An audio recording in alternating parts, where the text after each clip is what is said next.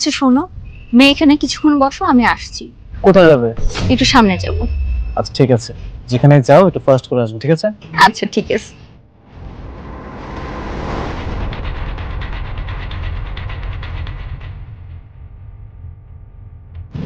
কি খবর? তুমি কি সত্যিই 1 লাখ টাকা দিবা? হ্যাঁ সত্যিই দিব। আচ্ছা তুমি কি করে জানলে আমি টাকার বিনিময়ে সময় কাটে? আরে এটা আমার এলাকা, এই এলাকায় কোথায় কি ঘটে আমি সব জেনে যাই। আর নষ্ট মানুষের খবর নষ্ট মানুষ পেয়েই যায়। চলো উঠো। চল। বাহ বাহ বাহ, কত সুন্দর।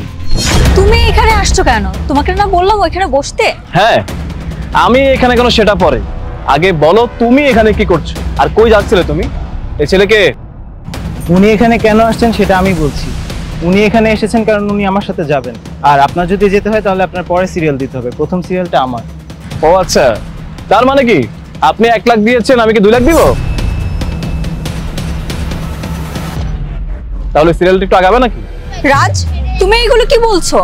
তুমি নিজেকে খুব চালাক মনে করো না? তুমি আমার চোখ ফাঁকি দিয়ে দিনের পর দিন তুমি নষ্টামি করে যাবে আর আমি কোনো কিছু বুঝবো না?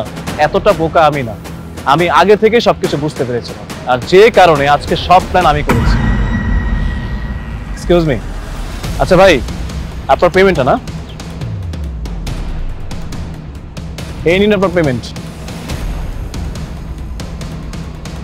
পেমেন্ট মানে? পেমেন্ট মানে হচ্ছে উনি একজন আর্টিস্ট, টাকার বিনিময়ে অভিনয় করে, আর সে যেটা করেছে সেটা আমার ইশারায় করেছে। আমি সবকিছু প্ল্যান করে রেখেছিলাম, বলতে পারো আজকে তোমাদের এই নাটকের ডিরেক্টর হচ্ছে আমি, আমার ইশারা সবকিছু হয়েছে। তুমি আমাকে দিনের পর দিন এভাবে ঠকিয়েছো, আর তুমি ভুলে গিয়েছো যে তোমাকে আমি ভালোবাসতাম, তোমাকে ভালোবেসে বিয়ে করেছি। আল্লাহ জানে যে তুমি কবে থেকে কাজ করছো, আমাকে কতদিন যাবত ঠকাচ্ছিলে তুমি।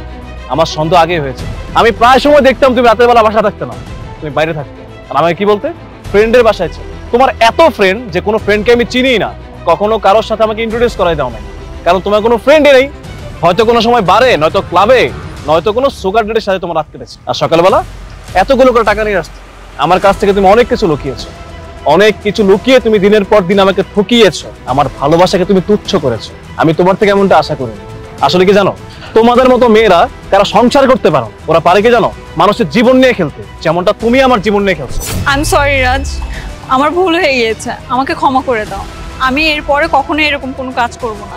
টাকার মোহে পড়ে যে আমি এত বড় খারাপ কাজ করে বেড়াচ্ছি আমি কখনো বুঝতেই পারিনি। আমাকে ক্ষমা করে দাও শেষবারের মতো।